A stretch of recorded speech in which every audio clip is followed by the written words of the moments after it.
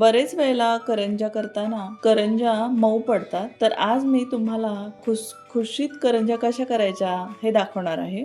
तर सगळ्यात आधी आपण करंजीच्या वरचं कव्हर करण्यासाठी पीठ मळायला घेऊया. आता त्यासाठी आपण 2 वाटी मैदा घेऊया. मैदा छान चाळून घेऊया. यामध्ये आपण अर्धी वाटी बारीक रवा मिक्स केलेला आहे. 0 नंबरचा बारीक रवा घेऊया. आपल्याला जर वाटलं तर आपण थोडासा मिक्सरमध्ये फिरवून घेतला तरी पण चालेल.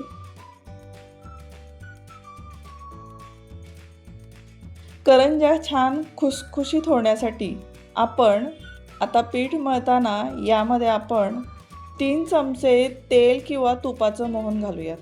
पॅनमध्ये 3 चमचे तूप मी घेतलेलं आहे. याला आता आपण छान कडकडीत गरम करूया.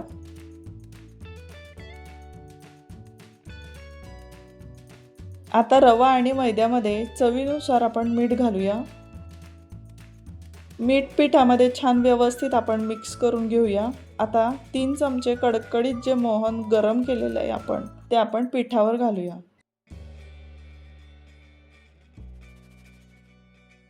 लगेचच आपण पिठात हात न घालता आपण चमच्याने याला व्यवस्थित मिक्स करूया आणि थोडं थंड झालं की मोहन सगळ्या पिठाला व्यवस्थित लागेल अशा पद्धतीने आपण पीठ चोळून घेऊया. हे बघा, पिठाची अशा प्रकारे मूठ वळली गेली पाहिजे. जेव्हा मोहन सगळ्या पिठाला व्यवस्थित लागेल तेव्हाच असं पीठ बांधलं जातं. आता आपण थोडं थोडं पाणी घालत घालत पिठाचा गोळा मळून घेऊया.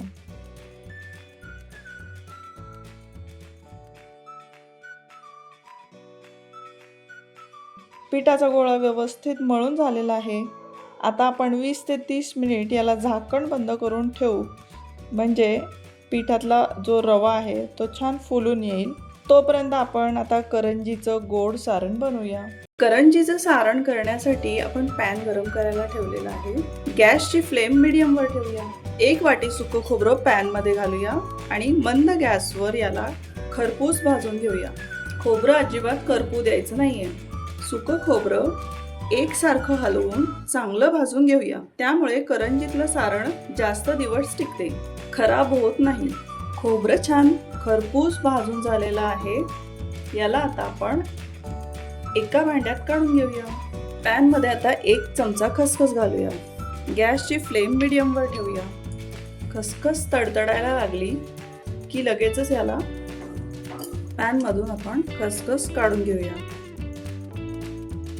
पॅनमध्ये 2 चमचे ताजूक तूप घालूया. तूप छान कडकडीत तापलं की आपण यामध्ये 1 वाटी बारीक रवा 0 नंबरचा घालूया. गॅसची फ्लेम मीडियमवर ठेवूया. खमंग वास येईपर्यंत एकसारखं याला भाजून घेऊया.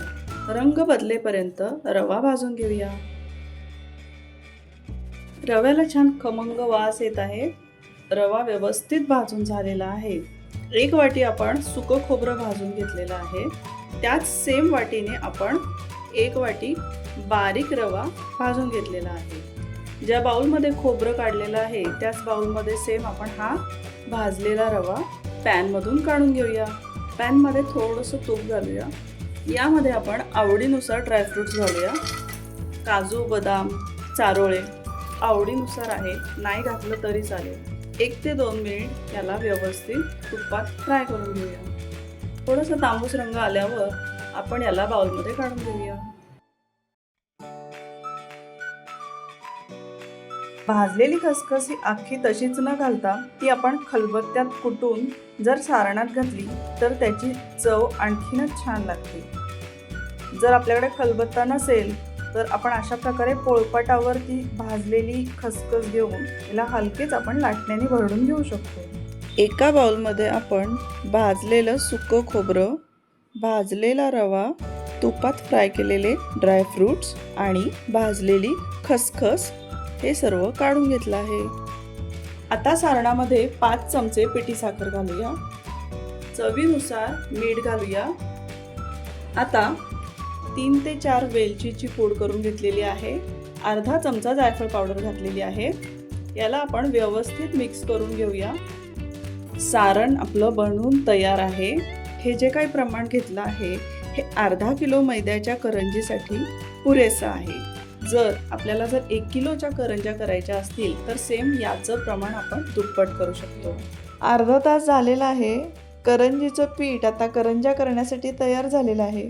आता या पिठाचे छोटे छोटे गोळे तयार करूया आणि हातात आपण गोळा घेतला की असा छान मळून घेऊ, म्हणजे पिठाचा गोळा एकसंध होईल, अजिबात त्याला चिरा राहणार नाहीत. आता जितकी जमेल तितकी पातळ पुरी आपण लाटून घेऊया.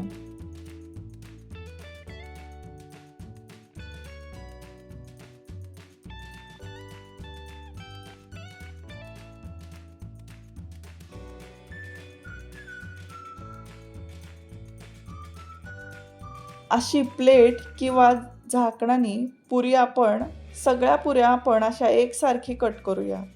आकाराने आपल्या करंज्या एकसारख्या होतील. आता आपण पुरीवर करंजीचं सारण घालूया.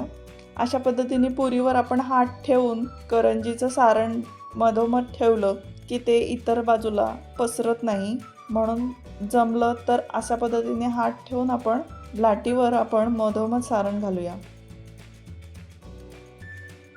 साईडच्या कडांना आपण बोटांनी थोडंसं असं पाणी लावून घेऊ, म्हणजे करंजीच्या कडा व्यवस्थित चिकटतील आणि तेलात करंजी फुटणार नाही. कडा व्यवस्थित दाबून घेऊ. आता आपल्याकडे जर असा फिरकीचा चमचा असेल तर साईडच्या कडांवर फिरकीच्या चमच्याने अशा पद्धतीने फिरवून घेऊया. त्यामुळे कडांना छान डिझाईन तयार होते. आता अशा आणखी सगळ्याच करंज्या आपण बनवून घेऊया. आता करंज्या आपण जसं बनवतो त्याच्यावरती आपण रुमाल आणि झाकण ठेवूया, नाहीतर बाकीच्या करंज्या बनेपर्यंत आधीच्या करंज्या कडक बनतात आणि मग तेलात त्या फुटतात. हे टाळायचं असेल तर करंज्यांवर आपण रुमाल आणि झाकण ठेवूया. आता गॅसवर आपण करंज्या बनवण्यासाठी कढई ठेवूया. तळण्यासाठी कढईमध्ये तेल घालूया. गॅसची फ्लेम लोवर आहे. तेल तापलं की आपण हलक्या हाताने करंजी तेलामध्ये सोडूया. अगदी मंद आचेवर दोनही बाजूनी खुसखुशीत करंज्या तळून घेऊया.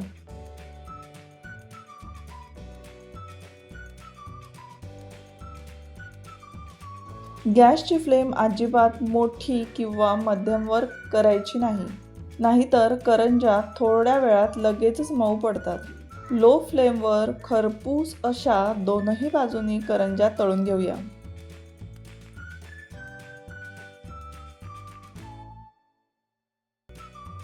गरमागरम खरपूस कुरकुरीत करंजी तयार आहे. अशा पद्धतीने खुसखुशीत गरमागरम करंज्या नक्की करून पहा. नक्कीच आवडतील तुम्हाला. रेसिपी आवडली तर नक्की माझ्या चॅनलला सबस्क्राईब करा.